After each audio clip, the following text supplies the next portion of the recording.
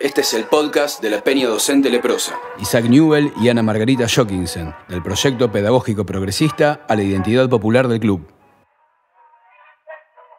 Generalmente, cuando se habla del Colegio Comercial Anglo-Argentino, se hace referencia al lugar donde se comenzó a jugar al verdadero fútbol en nuestra ciudad.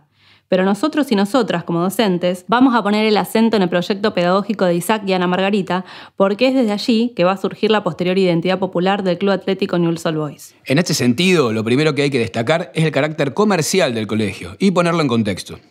En aquella época, la educación secundaria era concebida como un privilegio de los sectores más acomodados de la sociedad. Incluso pensemos que recién en 2006, la educación secundaria pasa a ser obligatoria en nuestro país. Sí, pero sobre finales del siglo XIX, era una parte muy minoritaria de la sociedad la que accedía a la educación media.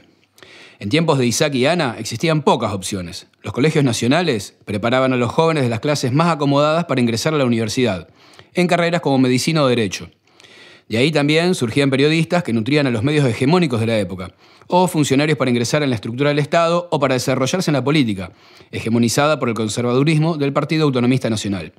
No es casualidad, entonces, que los referentes políticos surgidos del Colegio Anglo-Argentino se enrolaran en la vereda opuesta, en las filas del radicalismo, como en el caso del propio Claudio Newell, que llegó a ser intendente, en la democracia progresista de Lisandro de la Torre y Enzo Bordavere, o en el socialismo de Del Valle y Berlucea. Junto con los colegios nacionales, la otra alternativa destinada a las mujeres eran las escuelas normales, de donde surgían las maestras para la enseñanza primaria elemental. Mientras tanto, la ciudad de Rosario registraba una situación social compleja. Por un lado, había un alto porcentaje de analfabetismo, y por otro, la gran cantidad de extranjeros traía aparejada una diversidad de idiomas y de culturas que hacían difícil la implementación de una política educativa uniforme. En 1881, el municipio impulsó la creación de algunas escuelas públicas que en teoría estaban destinadas a todas las clases sociales. Sin embargo, hasta 1888, estas solo brindan educación elemental, es decir, hasta tercer grado.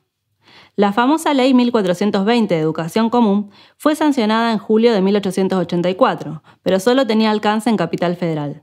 Su implementación llegaría a Rosario algunos años más tarde. Para paliar esta situación, el municipio otorgaba subsidios a las escuelas privadas, los cuales, en teoría, tenían que servir para incluir a los niños y niñas de escasos recursos. Pero el trato dentro de los establecimientos era marcadamente discriminatorio. Así lo destaca el historiador Alberto Pérez. Las niñas pobres en el colegio de las Hermanas de Caridad eran educadas con gran dureza, obligadas a barrer y limpiar la escuela, y tratadas como parias, ya que se les enseñaba con menor interés y en forma separada a quienes pagaban. Esto contrasta con lo que se vivenciaba en el colegio de Isaac y Ana. El historiador Roberto Luis Martínez traza una similitud entre el Liceo Argentino y el Colegio Anglo-Argentino. Eran destinados a ricos y pobres, a los que podían abonar su cuota y a los que no. Nunca estuvieron reservados, como otros, para una élite distinguida y aristocrática. Isaac y Ana habían ideado un sistema de becas para niños huérfanos o imposibilitados de pagar las cuotas regulares.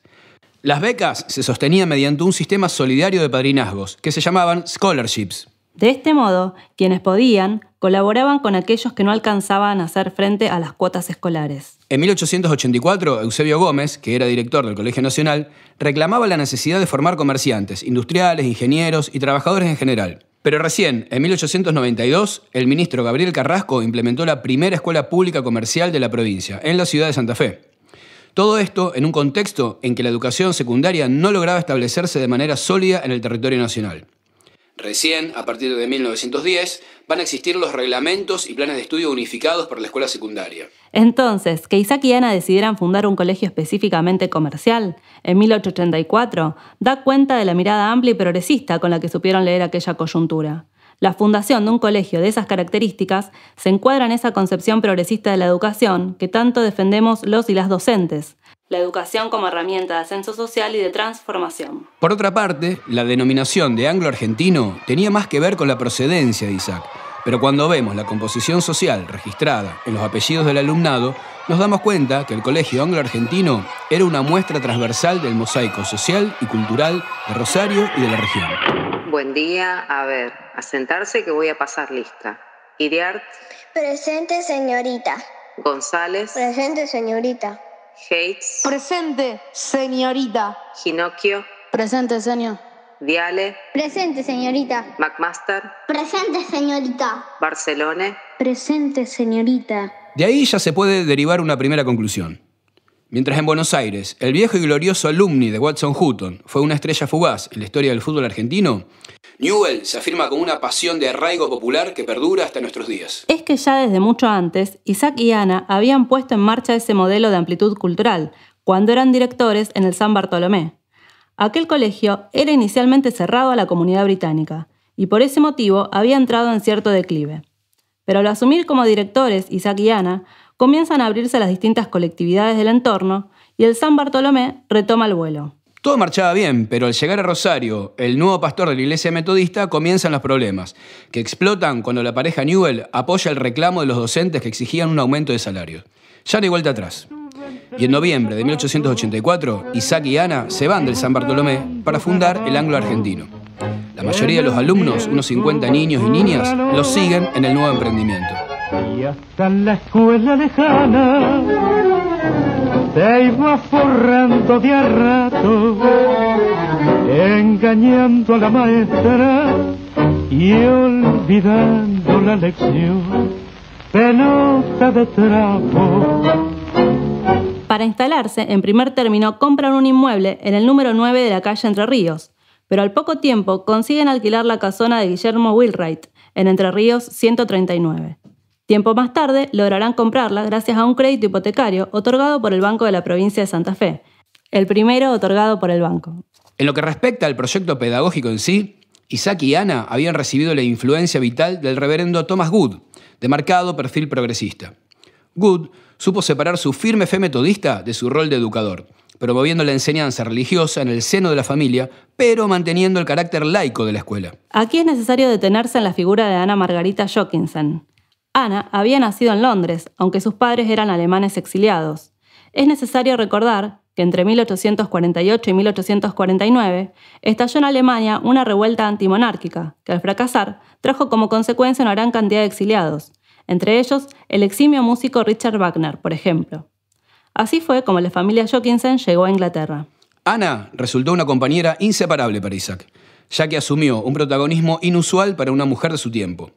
Así lo testimoniaría años después uno de sus exalumnos, Modesto Barroso, en el diario El Municipio. En la obra de la fundación y la vida de ese colegio colaboró abnegadamente una mujer de elevado espíritu y de gran corazón, Ana Margarita Jockinson, esposa del maestro Isaac.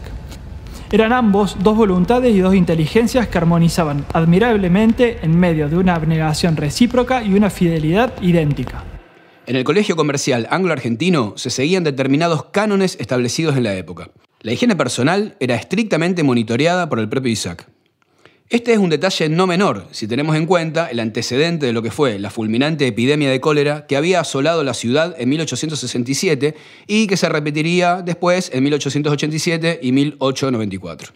Esto cobra actualidad para nosotros, que tenemos que atravesar nuestra tarea educativa en este contexto de aislamiento por la pandemia del COVID-19. Modesto Barroso también va a destacar la capacidad innovadora del maestro Isaac Newell. Era un reformador convencido de los sistemas de educación imperantes y ustedes bien lo saben. Su plan de estudios era sui generis, caracterizado por modalidades propias que los colegios de todo el país quisieran para su fama y engrandecimiento. En cuanto a la integración escolar, los días jueves resultaban especiales para la comunidad del colegio. Durante todo el día, los alumnos debían hablar exclusivamente inglés, asignándose un castigo de neto corte pedagógico para aquel que infringiera la regla. Traducir 24 fragmentos del español al inglés para después realizar una autocorrección. Por la noche, toda la comunidad educativa tomaba parte de un espacio integrativo que denominaban tertulia, donde participaban del juego de la tómbola, cuyo premio simbólico era un paquete de galletitas Bagley. Pero la integración más intensa llegaba con el fútbol. Así lo recuerda Víctor Hates, alumno del colegio y primer presidente de Newell. Improvisábamos en el patio de tierra del colegio y en los intervalos que nos posibilitaban los recreos unos picados adorosos, ya que como resultaban muy breves, poníamos las piernas y el alma para ganarlos. Era el tiempo en que el orgullo y la guerra juvenil aceptaban únicamente el triunfo. El fútbol era toda una novedad en Argentina. Si bien la ya mencionada Ley 1420 incluía los ejercicios físicos como actividad obligatoria, su instrumentación se hacía dificultosa por la ausencia de profesores capacitados, siendo esto aún mucho más notorio en el interior del país. Pero además, aquel criterio de inclusión de la actividad física se basaba en parámetros muy específicos. Se descartaban los deportes de competición grupal, y por lo tanto el fútbol, por considerarse inapropiados de acuerdo a los cánones predominantes. En lugar de eso, se instauraba un modelo gimnástico basado en la disciplina militar. La educación física se desarrollaba en los denominados batallones escolares y se limitaba a diversos adiestramientos militares como alineación, marchas, saltos, carreras. Recién en 1905, con la creación del Sistema Argentino de Educación Física, el fútbol va a ir prendiendo, pero muy de a poco, en el ámbito escolar. En esto, Isaac también fue un innovador. Ante la posibilidad de dirigir plenamente su propio establecimiento, se dio el gusto de incorporar el juego que había aprendido de niño en su Inglaterra natal. El fútbol, entonces, no se daba en el marco de lo que hoy conocemos como educación física. Al igual que en Inglaterra, en el colegio de Isaac y Ana, el fútbol era una herramienta pedagógica, tendiente a contener y a integrar a los alumnos. La intención era fomentar la disciplina y el compañerismo. Este entusiasmo que Isaac generó entre sus alumnos rompía con la idiosincrasia y las costumbres de la comunidad británica en Rosario, donde los deportes eran solo un evento social. Las instituciones deportivas inglesas que se constituyeron en Buenos Aires y en Rosario a partir de 1867 practicaban principalmente el tradicional cricket. El fútbol resultaba una rareza y era visto solo como un pasatiempo escolar. Además, técnicamente era un híbrido más cercano al rugby, con reglas poco claras. A medida que se fue incorporando en esos clubes británicos, se practicó de manera intermitente, por lo general los días feriados y sin continuidad ni rutina alguna. Eso explica también la superioridad notoria que mostraron los equipos del Colegio Anglo Argentino cada vez que se enfrentaron en partidos amistosos antes de la fundación de la primera liga oficial. Esta superioridad se trasladó después al club, que ganó los primeros clásicos y los primeros campeonatos oficiales casi sin despeinarse. Pero eso ya es otra historia.